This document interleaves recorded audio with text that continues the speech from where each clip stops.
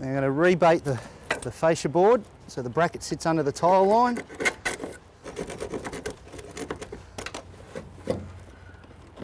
And put down our foam so it doesn't damage the cabling. The rebate's no lower than the guttering, so there's no chance of water ingress. All right, should slide straight in between the rafters. We've got clearance 25mm under the gooseneck before the bottom of the gutter, so it won't block the guttering at all. Just get it nice and level. All right, screw this in. All right, we've got our safety goggles, earmuffs. Just keep in mind you can't be too cautious. You've only got one pair of eyes and one pair of ears, and you want them for a long time. It's a good idea to have this stuff on, especially when you're drilling into the metal. A lot of cases you'll be drilling into brick, masonite, things like that, and you really want to have protection. As I said, you only get one set, and I like mine. I think they're pretty nice. You can see we've got plenty of clearance from the edge of the wood, at least 25mm, so we're not splitting the rafter. So we're drilling our pilot holes for our safety bolts. This model requires 2 safety bolts to be recessed 30mm back from the edge of the beam. The newer models only require 3 Tech screws on each side. They no longer require the safety bolt. And we just slide the bolt through, washer on the wood side, and then finish it with the nut. So we want these nice and secure because this is our fail safe. The last thing you want is a bracket coming down on top of someone. So they're nice and secure.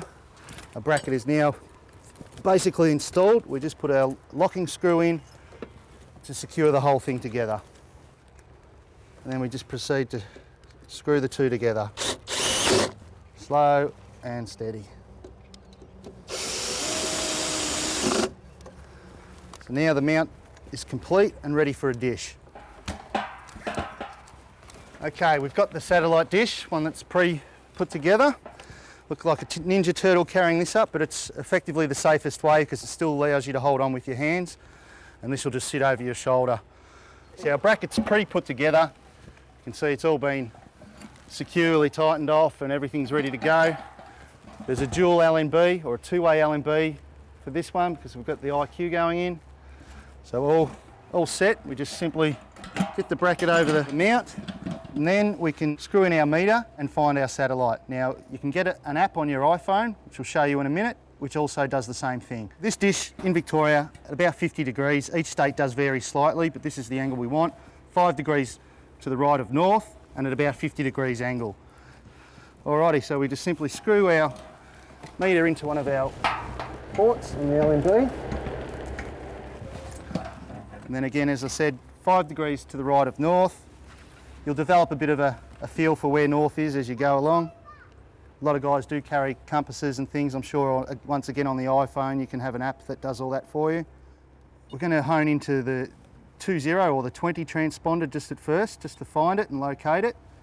We just adjust the dish slightly so we get a good reading. You can see we're aiming for about 76. If you have a look, if I point the dish off the satellite, you'll see we drop dramatically down to the 60s. So we definitely know we're on the right one because we get our two satellites popping up looking like Bart Simpson's head. And you can see here we've got a 76 plus, which is what we're wanting to achieve. Now we simply just tighten each nut respectively. If we do them evenly, you'll find that the dish doesn't move, and then we can do our final adjustments to check the signal quality. See, once we've locked it in, you've adjusted each bolt the same amount of times, it'll actually centre itself as to where you had it originally.